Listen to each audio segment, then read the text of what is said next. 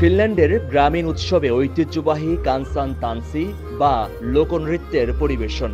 স্বাধীনতা দিবস ও গ্রীষ্মকালীন উৎসবের অন্যতম আকর্ষণ এই লোকনৃত্য। 1800 দশকের শেষ ভাগ থেকে নিজেদের ভাষা, গান, লোকসংস্কৃতি আর লোকনৃত্যকে জাতীয় পরিচয়ের অংশ হিসেবে জোর দিতে শুরু করে ফিনল্যান্ড। তখন মনে করা হতো ফিনিশ সংস্কৃতির আলাদা পরিচয়ই স্বাধীনতার ভিত তৈরি করবে। ফিনল্যান্ডের স্বাধীনতা ইতিহাসের সবচেয়ে গুরুত্বপূর্ণ অধ্যায়গুলোর একটি ইয়েগার মুভমেন্ট। প্রথম বিশ্বযুদ্ধের সময় 1915 সালে হয় সেই আন্দোলন। রাশিয়ার সাম্রাজ্য থেকে মুক্তি পেতে গোপনে জার্মানি গিয়ে সামরিক প্রশিক্ষণ নেন প্রায় 2000 তরুণ ফিনিশ।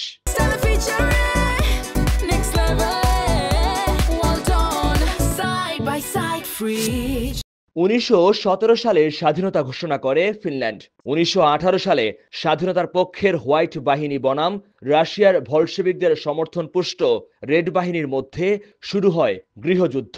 জার্মানিতে প্রশিক্ষণ নেয়া ইয়েগার বাহিনীর নেতৃত্বে হোয়াইট বাহিনী জয়লাভ করে। দেশের স্বাধীনতার পেছনে বড় ভূমিকা রাখা একজন ইয়েগার বাহিনীর গুন্নার এমিল ভন হেটজেন।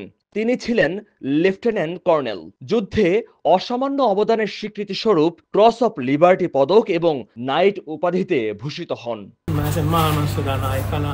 গুন্নারের নাতি কাই ভন হেটজেন সময় সংবাদের কাছে তুলে ধরেন তার দাদার বীরত্ব গাথা। এটা আমার দাদা গুন্নার এমিল ভন হেটজেন। ফিনল্যান্ডের স্বাধীনতার জন্য লড়াই সংগ্রাম করেছেন কিশোর বয়স থেকে। প্রথম বিশ্বযুদ্ধের সময় তিনি জার্মানিতে সামরিক প্রশিক্ষণ নিয়েছিলেন। পরে গৃহযুদ্ধে অংশ নিয়ে পূর্ণাঙ্গ স্বাধীনতা আনেন। হোয়াইট আর্মিতে মেজর পদে ছিলেন। ফিনল্যান্ডের স্বাধীনতার সময় দাদার সেই সাহস আর অবদানে আমি স্বাভাবিকভাবেই গর্বিত, অনুপ্রাণিত। 1917 সালে রাশিয়ার ভলশেভিক বিপ্লব সাম্রাজ্যকে দুর্বল করে। সেই সুযোগেই ফিনল্যান্ডের পার্লামেন্ট 6 ডিসেম্বর স্বাধীনতা ঘোষণা করে। একই বছর রাশিয়া সেই স্বাধীনতা স্বীকৃতি দেয়।